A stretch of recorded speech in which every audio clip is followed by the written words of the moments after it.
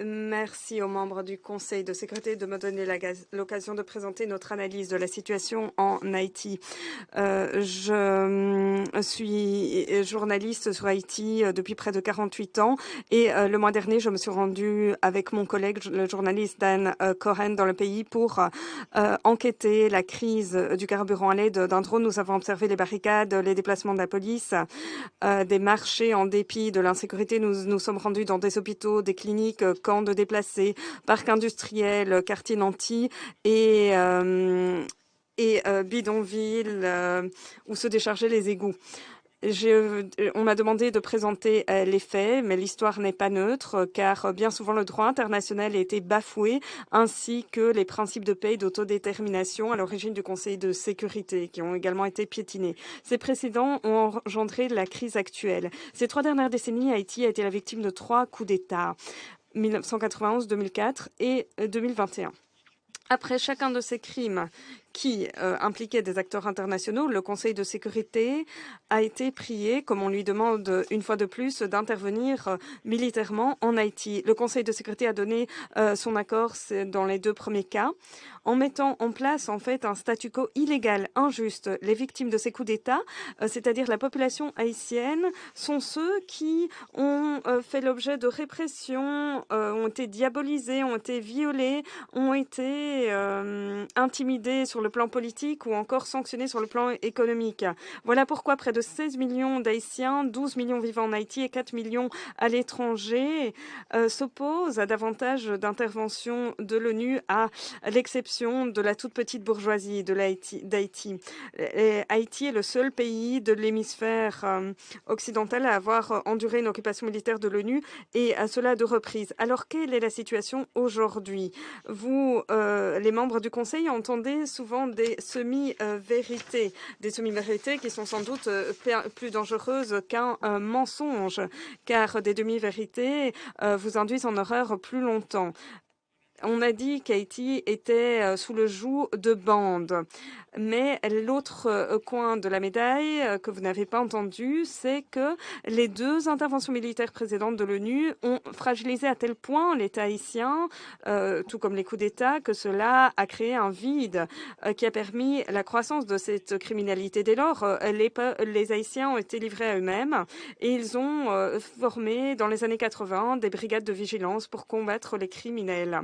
Et ainsi, ils ont créé des quartiers qui ne sont pas à la merci des criminels, où les citoyens pouvaient vaquer à leurs occupations dans la paix et dans la sécurité. Mais aujourd'hui, l'on voit certains analystes qui font d'ailleurs rapport au Conseil ou publient leurs articles dans les médias, qui sont en quelque sorte à la solde de ces bandes criminelles qui enlèvent, qui violent, qui extorquent, aux côtés de comités civils d'autodéfense qui luttent contre la criminalité. Donc, en gros, vous mettez dans un même sac les bons et les mauvais en les qualifiant de bandes.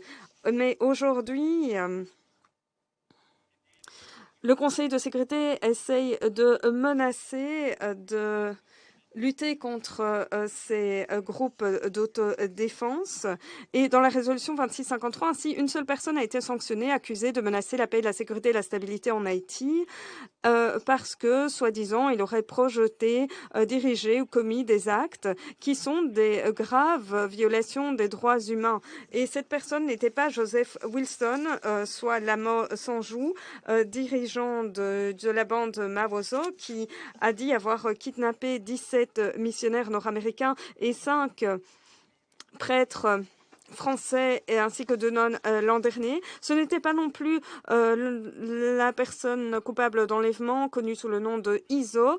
Ce n'était pas non plus Renel Destina, aussi appelé Tilapli, un kidnappeur dont la bande criminelle contrôle la zone de Grand Ravine et qui a coupé l'accès à l'autoroute vers le sud d'Haïti, 40% du pays depuis près de 2 ans. Ce n'était pas non plus Kempes Sanon, dirigeant de la bande Bel Air, qui a été condamné à la vie à perpétuité pour un enlèvement, mais qui s'est enfui en février 2021. Mais non, la personne qui a été visée par les sanctions, c'est Jimmy Cherizier, connu sous le nom de Barbecue, qui est le porte-parole d'une fédération de quartiers connue sous les forces révolutionnaires de familles alliées G9, qui s'adonne à des enlèvements, des extorsions, des viols et d'autres crimes. La coalition G9, il faut le dire, a essayé de faire baisser les violences et avait pu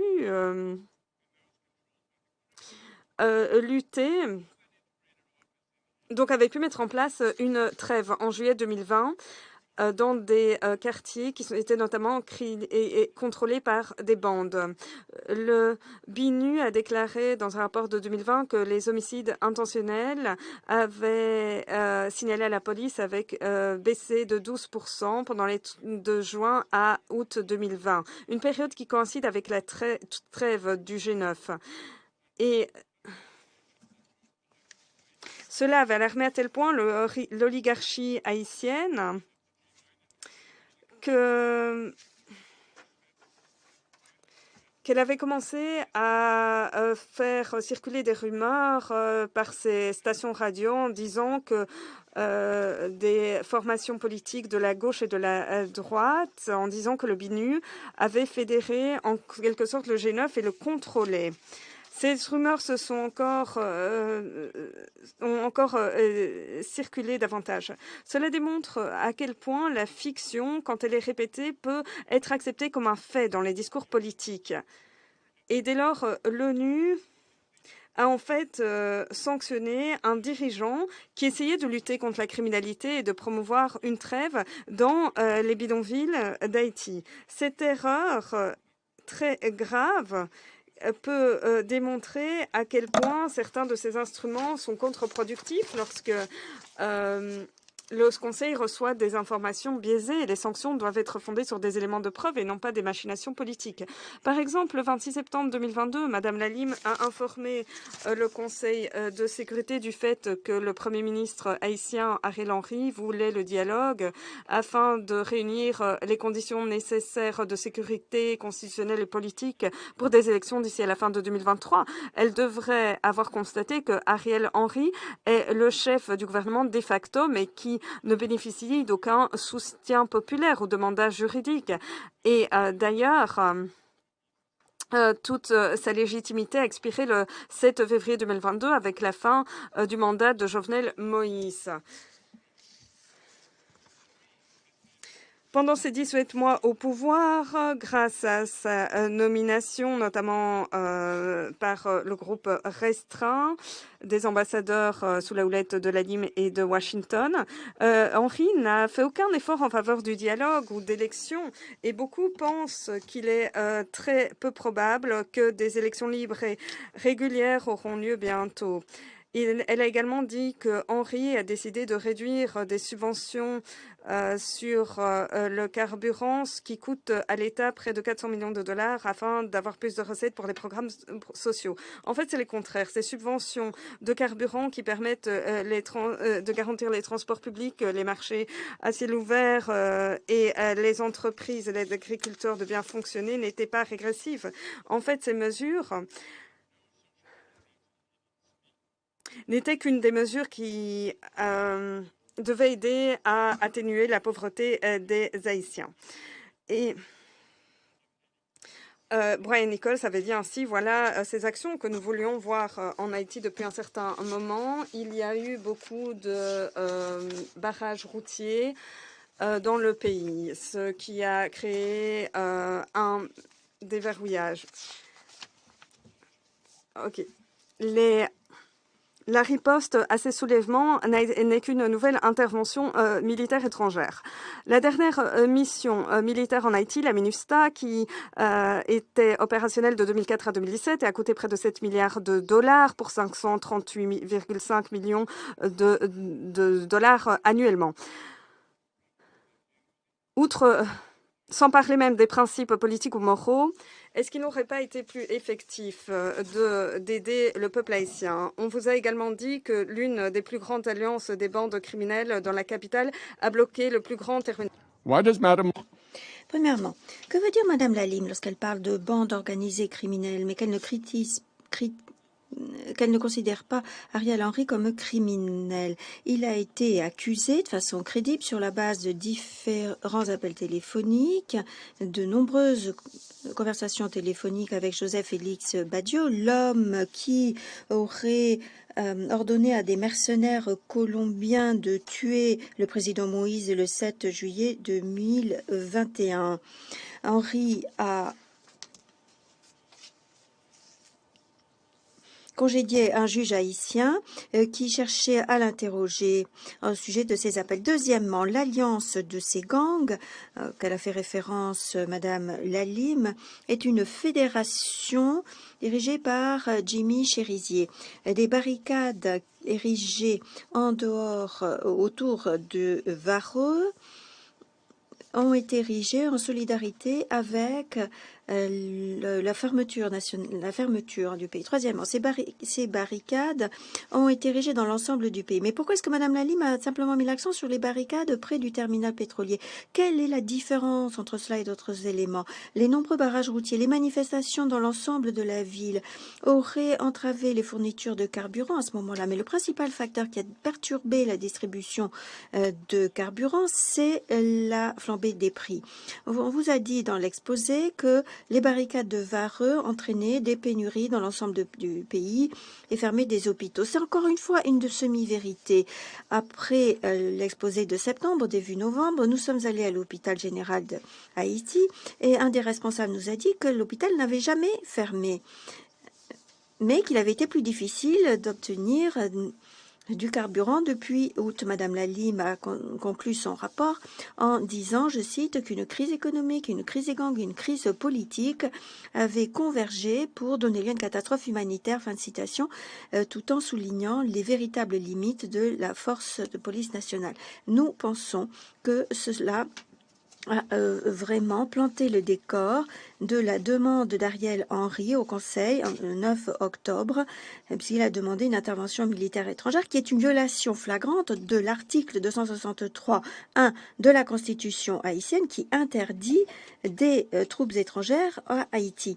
Les auteurs ceux qui proposaient cette intervention étrangère à Haïti connaissent très bien l'opposition des Haïtiens. Ils savent très bien quelle est la situation. L'ancien ambassadeur des États-Unis à Haïti, Pamela White, a laissé entendre ce mois-ci que le gouvernement Biden allait déployer 2000 individus pour faire appliquer la loi en Haïti.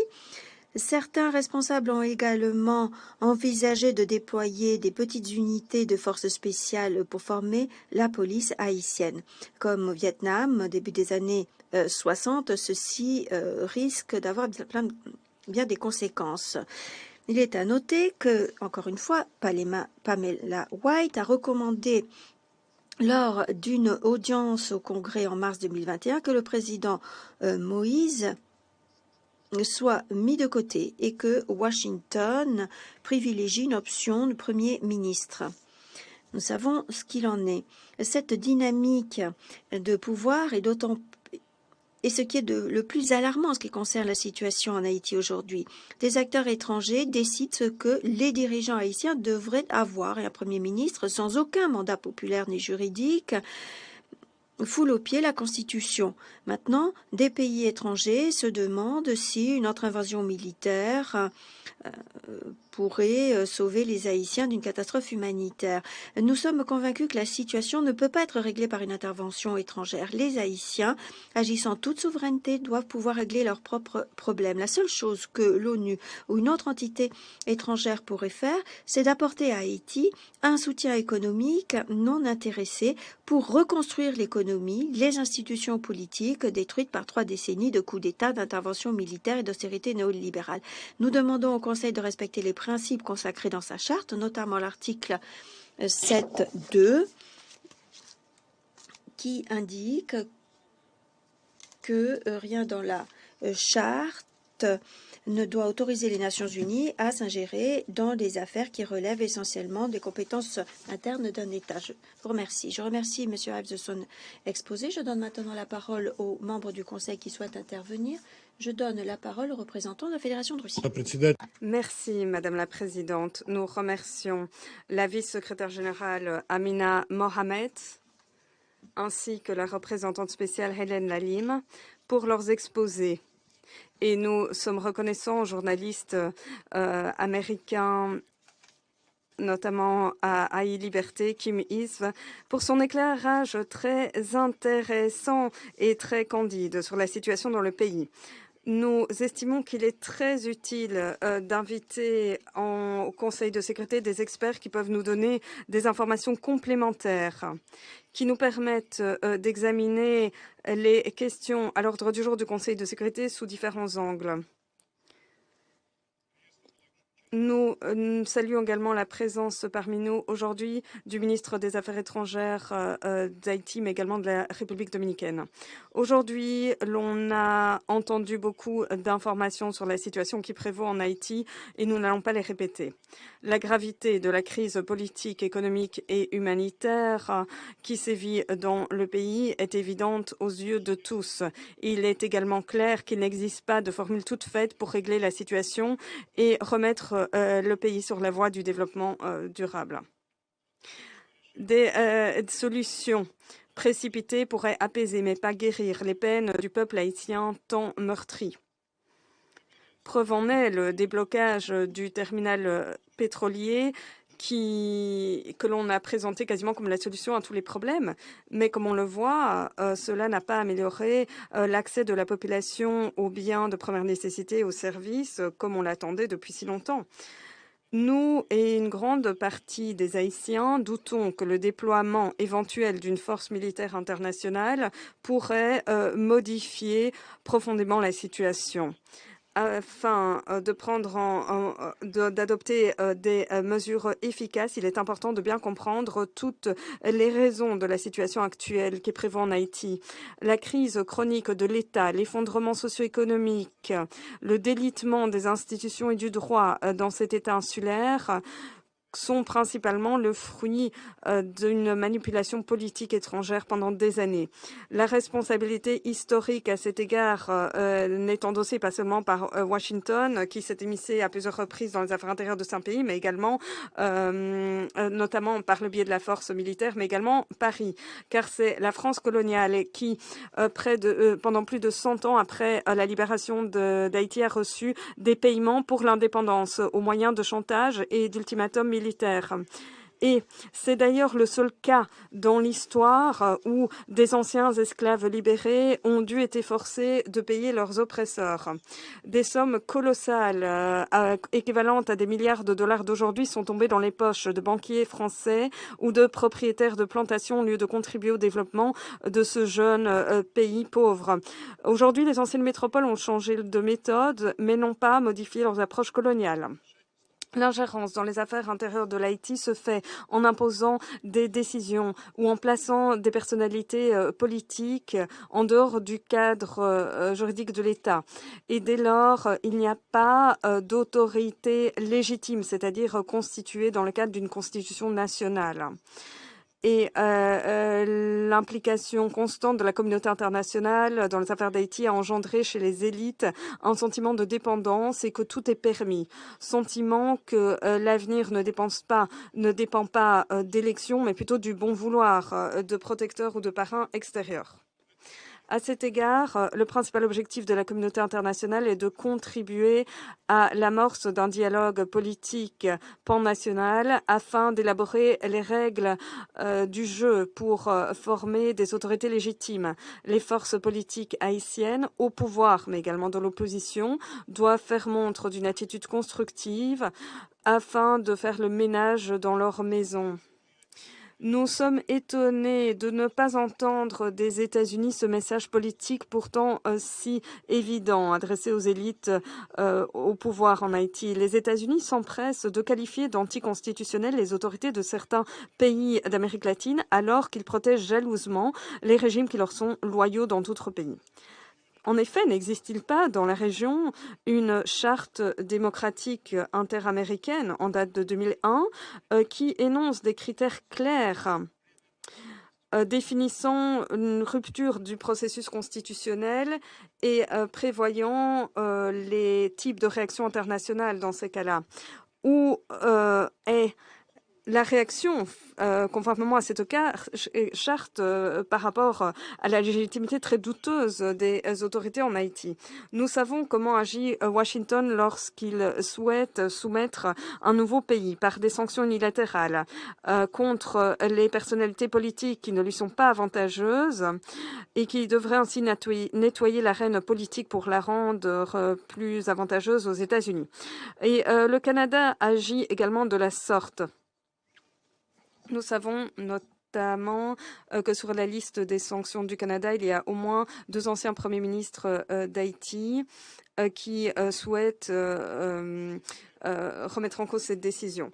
Nous mettons en garde contre le fait de présenter ces mesures comme une réaction de l'ensemble de la communauté internationale dans le cadre d'un régime de sanctions du Conseil de sécurité.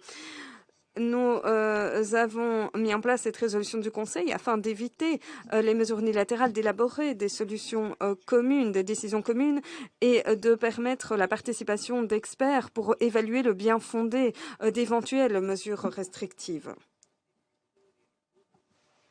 Les informations que nous a présentées aujourd'hui Kim Hayes doivent nous amener à aborder de façon encore plus prudente, plus minutieuse l'instrument des sanctions. Sinon, nous risquons d'imposer des sanctions non pas contre des bandits, mais contre des personnalités de l'opposition qui pourraient participer au dialogue national, mais qui, pour une raison ou l'autre, sont indésirables pour les États-Unis et leurs satellites. Je tiens à le souligner une fois de plus, les mesures unilatérales des États-Unis et du Canada ne reflètent pas la volonté de la communauté internationale et ne doivent pas être perçues comme étant à l'origine du nouveau comité de sanctions sur Haïti. Nous comptons sur un travail productif du comité 2653 et du Gabon à sa tête, ainsi que des experts qui ont été sélectionnés et qui sont des professionnels de haut vol.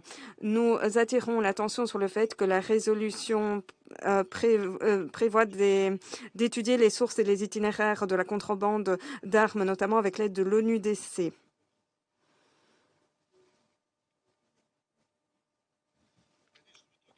Enfin, il est essentiel non seulement de déceler, mais également de tarir l'aide financière et matérielle aux bandes armées, notamment par le biais du trafic d'armes et de stupéfiants qui garantissent la survie des criminels et constituent la principale raison d'absence de l'ordre. Quant à nous, nous sommes prêts, en tant que membres permanents du Conseil de sécurité, à continuer de veiller à ce que les Haïtiens jouissent non seulement de l'ordre et du droit, mais également d'un processus politique libre, démocratique, d'un développement économique durable et de la prospérité. Et cela est important pas seulement pour Haïti, mais également pour la République dominicaine en tant que voisin direct d'Haïti. Et la situation en Haïti est extrêmement importante pour la République dominicaine et j'en veux pour preuve la présence du ministre des Affaires étrangères de ce pays à la présente séance. Et c'est important également pour l'ensemble de la région. Merci. Je remercie la Fédération de Russie de sa déclaration et je donne maintenant la parole au Mexicain. Je vous remercie, Madame la Présidente. Je me félicite des exposés de la vice-secrétaire générale, Madame Amina Mohamed, de la représentante spéciale du secrétaire général, Hélène Lalim, et du président du comité 2653, l'ambassadeur Biang. Nous prenons note de l'exposé de M. Ives et nous souhaitons la bienvenue au ministre des Affaires étrangères de Haïti et de la République dominicaine, ainsi qu'un ambassadeur du Canada.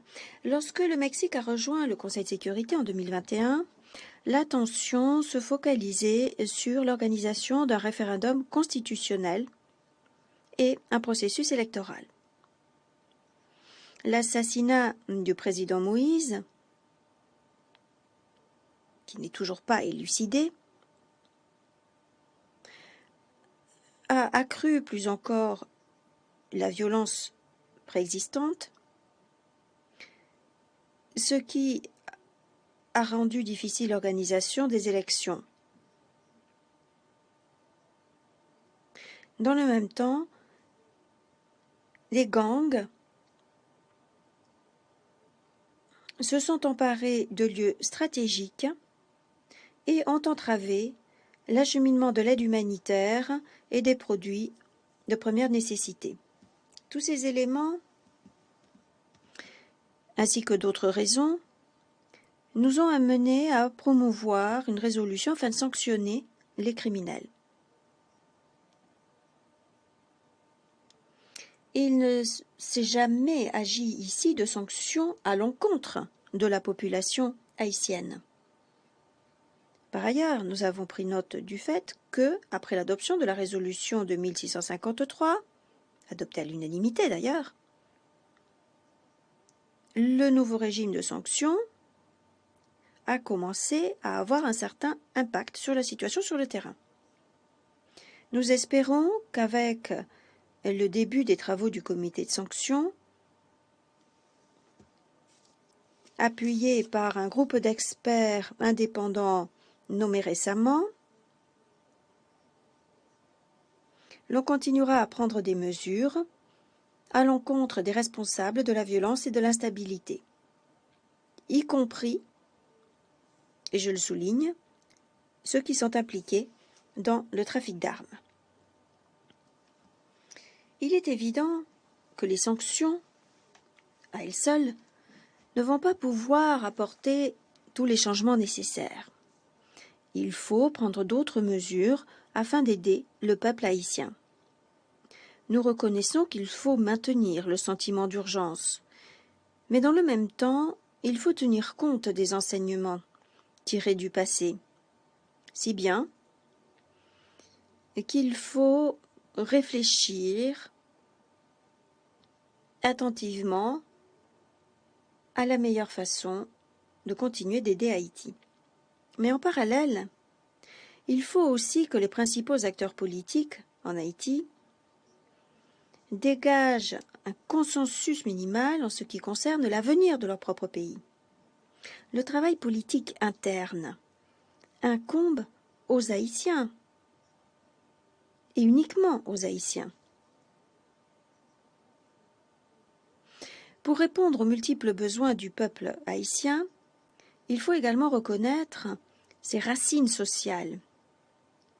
Évidemment, l'héritage du colonialisme, l'exclusion, les abus, les violations des droits humains, la dégradation de l'environnement également, pour ne mentionner que certains des facteurs qui doivent être pris en considération. Il est également nécessaire de mettre un terme à la corruption. À cet égard, je voudrais citer mot pour mot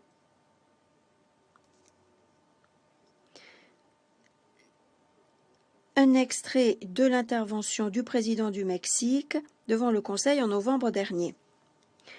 Je cite: « La corruption est la principale cause des inégalités, de la pauvreté, de la frustration, de la violence, des migrations et de graves conflits sociaux. » Fin de citation.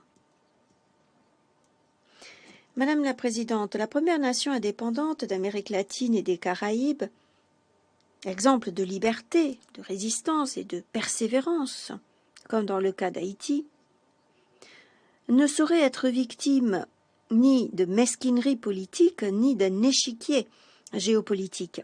Le Mexique continuera d'insister sur le fait que nous devons faire face à la crise haïtienne sur différents fronts. Et évidemment, nous allons poursuivre les programmes de coopération avec toutes les institutions haïtiennes. Mais il faut aussi envisager de nouvelles façons d'apporter notre soutien lorsque les mesures prises ne sont pas suffisantes. Dès lors, nous lançons un appel à la communauté internationale et au système des Nations unies afin de résister à l'inertie et à la lassitude face au dossier haïtien. Et nous prions instamment les dirigeants haïtiens à assumer leurs responsabilités pour réunir les conditions de stabilité conformément aux intérêts véritables du peuple haïtien. Chers collègues, étant donné que c'est la dernière intervention de mon pays en tant que membre élu Étant donné également que j'ai eu la possibilité de partager la rédaction des textes, je voudrais vous dire que le Mexique restera très attentif à l'évolution de la situation en Haïti et nous restons déterminés à coopérer avec le Conseil, avec les autorités haïtiennes dans la mesure de nos possibilités. Je vous remercie. Je remercie le Mexique de sa déclaration et donne maintenant la parole aux États-Unis. Je vous remercie, Madame la Présidente. Merci aux intervenants de leur participation. Avant de prononcer ma déclaration, je voudrais souhaiter la bienvenue au ministre des Affaires étrangères Génou et au ministre des Affaires étrangères Alvarez. Et nous attendons leurs exposés. Les États-Unis continuent d'essayer de remédier à la dégradation de la crise humanitaire, à l'insécurité qui règne en Haïti, et nous continuons d'essayer de trouver des solutions dans l'intérêt de tous les Haïtiens. Nous croyons comprendre que le Premier ministre Henry cherche ou espère avoir un accord. C'est la fin de l'année. Nous sommes d'un optimisme prudent après la déclaration de membres de la société civile qui sont favorables à un accord. C'est la première fois que les acteurs du privé, donc du secteur privé plutôt, manifestent leur accord dans ce domaine. Monsieur l'ambassadeur Biang, merci de ces informations sur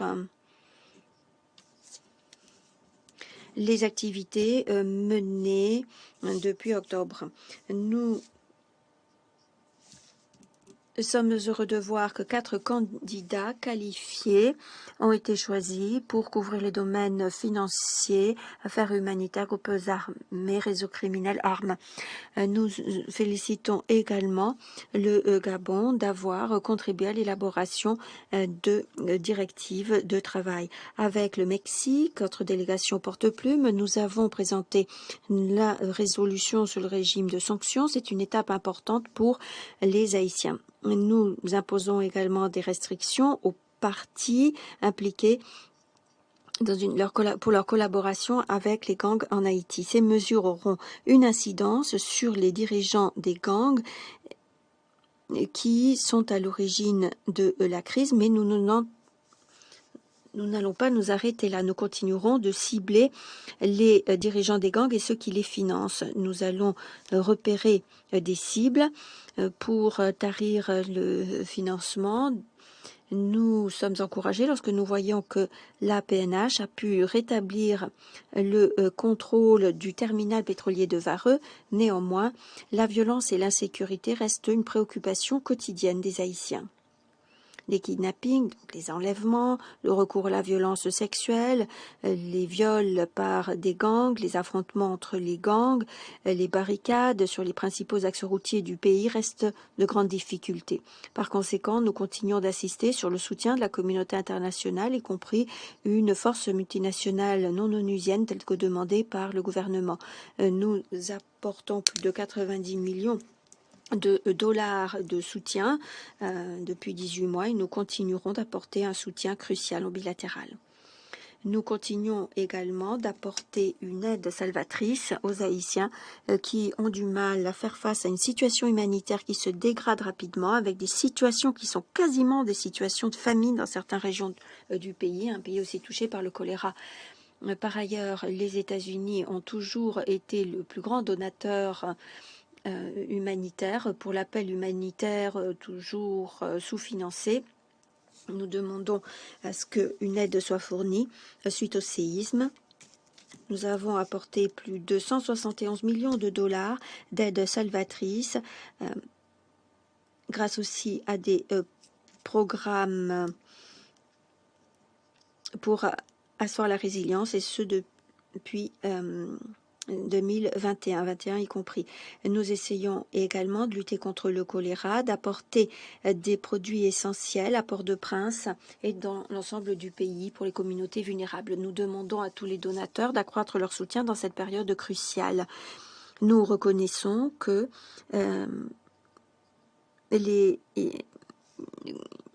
qu'il faut qu'il y ait des solutions inclusives, un consensus inclusif pour faire avancer un accord politique.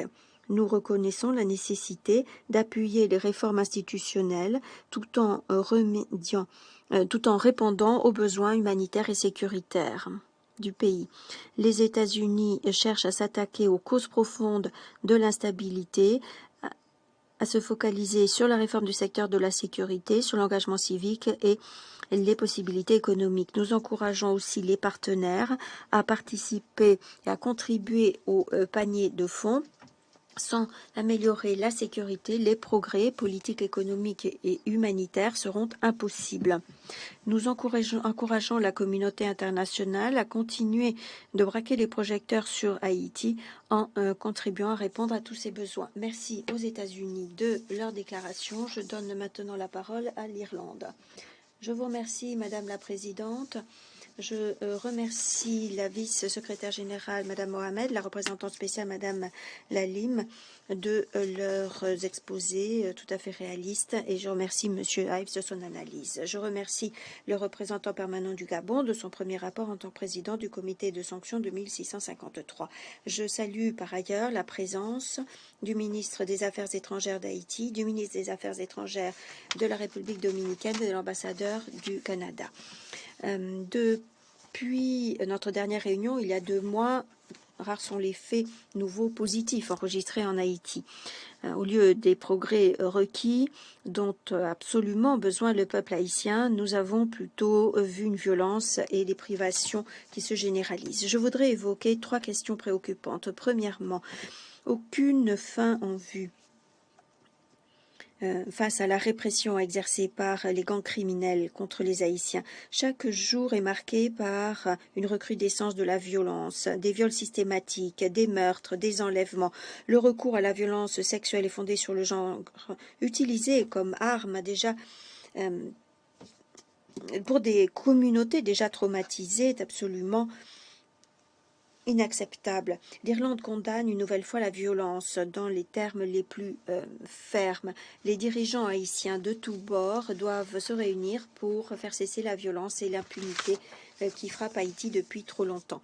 Nous saluons la fin du blocus du terminal de Vareux, ce qui a permis l'approvisionnement en carburant, mais cela ne signifie pas que l'ordre est rétabli.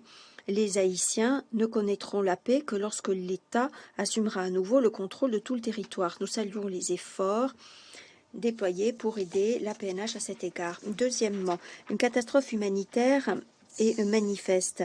Les données les plus récentes du PAM et de la FAO sur les conflits et la faim ont souligné ce que nous savons déjà, savoir que de plus en plus de Haïtiens sont au bord de l'insécurité alimentaire. Ce sont des conditions qui sont quasiment des conditions de famine. Les gens meurent par manque d'accès à l'eau, par manque d'accès aux services de base. Ils meurent de faim. L'Irlande salue les efforts de la communauté humanitaire qui, malgré les intimidations, les enlèvements et la violence, agissent. Ces mesures permettent aux communautés de ne pas tomber dans l'abîme. Ces efforts désespérés requièrent le soutien constant de la communauté internationale. L'appel humanitaire n'est même pas financé à moitié. Et nous allons perdre davantage de vies s'il n'y a pas un soutien accru aux acteurs sur le terrain.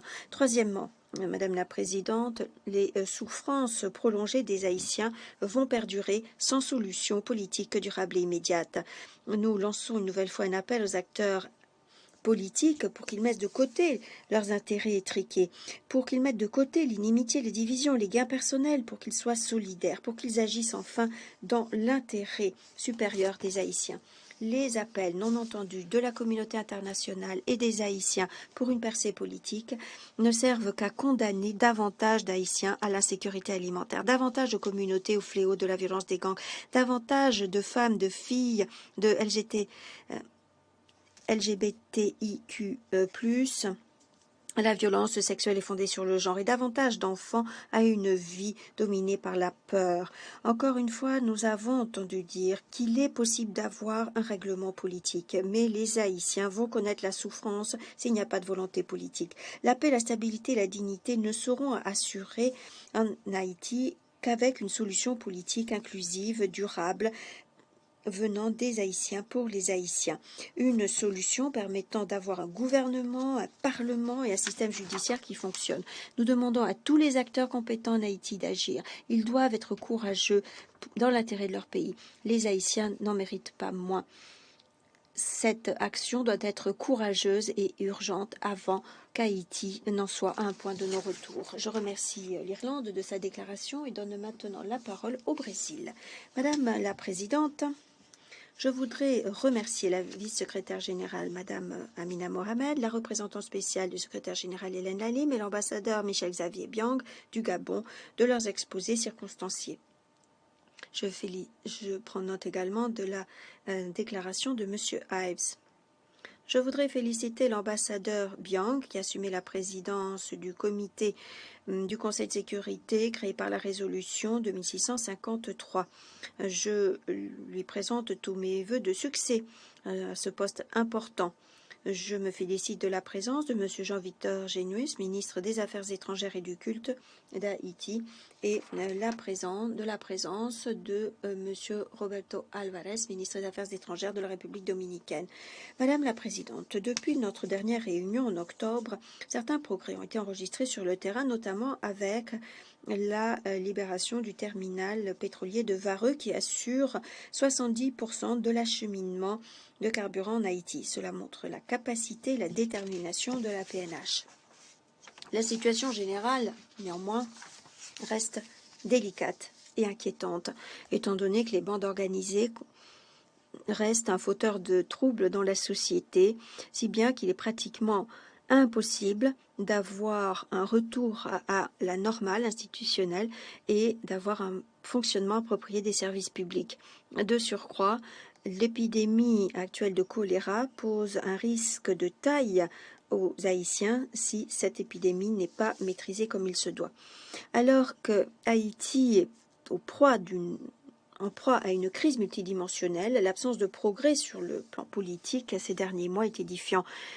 L'impasse politique actuelle et la crise humanitaire et la crise sécuritaire en Haïti se renforcent mutuellement. Un accord politique entre les principaux groupes politiques en Haïti est crucial pour que le pays puisse commencer à panser ses plaies et pour rétablir la gouvernance institutionnelle et démocratique. Aucun progrès significatif ne sera possible en Haïti si les principaux éléments politiques continuent de camper sur leur position et sont rétifs à tout compromis. Madame la Présidente, nous espérons que le régime de sanctions adopté à l'unanimité en octobre dernier permettra de prendre des sanctions ciblées contre ceux qui appuient la violence ou s'y adonnent, qu'ils soient puissants ou pas. Étant donné que certains membres imposent déjà des sanctions unilatérales contre certains individus haïtiens, nous estimons que l'heure est venue pour le comité des sanctions du Conseil de sécurité sur Haïti d'avancer dans ses délibérations. Nous avons pris note des options présentées par le secrétaire général dans sa lettre du 9 octobre pour accroître la sécurité en Haïti et nous prenons note de l'appel lancé par le gouvernement haïtien afin de recevoir un soutien armé spécialisé pour contribuer à remédier à la crise humanitaire dans le pays. Nous nous réjouissons d'avance de délibérations avec les membres du Conseil pour régler cette question dès que nous aurons les détails de cette réaction, pour que nous puissions nous pencher tous sur la question. Madame la Présidente, Haïti a besoin d'un changement qui va bien au-delà de la maîtrise des activités criminelles. Au-delà des mesures sécuritaires, le progrès socio-économique est indispensable pour remédier à la crise de façon durable et efficace. Haïti reste une priorité essentielle pour les projets de coopération internationaux du Brésil et nous enjoignons la communauté des donateurs à redoubler d'efforts pour assurer et encourager un développement économique et social efficace. Pour terminer, Madame la Présidente, nous voudrions une nouvelle fois appeler tous les acteurs politiques haïtiens à renouer les fils du dialogue et à convenir de toute urgence d'une solution politique. Nous croyons en des solutions menées par les Haïtiens, mais cela ne sera possible que si toutes les parties prenantes haïtiennes acceptent de discuter et acceptent le compromis et ouvrent ainsi la voie à des élections régulières et à la reprise et au rétablissement des institutions haïtiennes. De notre côté, je voudrais souligner qu'Haïti a été et reste une priorité pour le Brésil. Nous contribuons depuis longtemps à la paix et à la stabilité en Haïti et nous restons déterminés à continuer d'aider le pays, notamment ces temps difficiles. Je vous remercie. Je remercie le Brésil de cette déclaration. Je donne maintenant la parole au Kenya. Je vous remercie. Nous remercions la vice-secrétaire générale, Madame Amina Mohamed, la représentante spéciale du secrétaire général, Madame Lalim, le président du comité de sanctions sur Haïti, l'ambassadeur Michel Xavier Biang, et Monsieur Ives de Haïti Liberté de leurs exposés. Nous saluons aussi la présence parmi nous de M. Jean-Victor Génus, ministre des Affaires étrangères et du culte d'Haïti, et la présence du représentant et du ministre des Affaires étrangères de la République dominicaine, M. Roberto Alvarez.